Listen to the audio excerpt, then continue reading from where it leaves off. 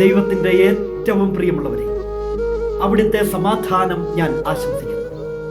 ഇന്ന് കർത്താവ് നമുക്ക് നൽകുന്ന ദൂത് കൊളോസോസ് 1:29.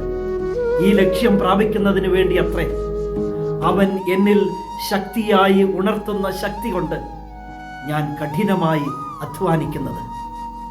ഇന്ന് എന്തെങ്കിലുമൊക്കെ ചെയ്യുന്നെങ്കിൽ അതെൻ്റെ ശക്തി കൊണ്ടല്ല.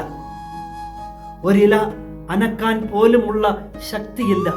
എന്നാൽ എൻ്റെ കർത്താവ് എന്നിൽ ശക്തിയായി ഉണർത്തുന്ന ശക്തി കൊണ്ട് മാത്രമാണ് കഠിനമായി അധ്വാനിക്കാൻ സാധിക്കുന്നത്.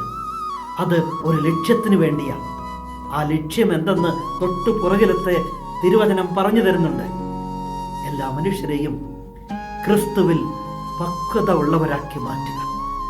എത്ര ഉന്നതനായിക്കൊള്ളട്ടെ, സമ്പന്നനായിക്കൊള്ളട്ടെ, വിദ്യാഭ്യാസമുള്ളവനായിക്കൊള്ളട്ടെ, ജോലി ചെയ്യുന്ന ആളായിക്കൊള്ളട്ടെ, ദൈവികത ഇല്ലെങ്കിൽ ഒരു പക്വതക്കുറവുണ്ടാകും.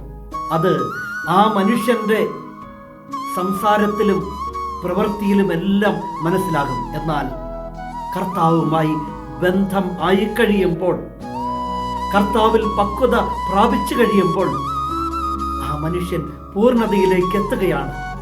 പിന്നെ അവൻ്റെ ചിന്തയും വാക്കും പ്രവൃത്തിയും എല്ലാം നന്മയാകും, സ്നേഹമാകും, അനുഗ്രഹമായി മാറും. ആ ലക്ഷ്യം പ്രാപിക്കുന്നതിന് വേണ്ടിയാണ് ഈ കഠിനമായ അധ്വാനം.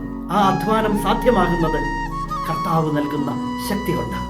പിന്നോട്ട് പോകാതെ മുന്നോട്ട് തന്നെ പോകണം. അതിനവിടുന്ന് ശക്തിപ്പെടുത്തുന്നുണ്ട്.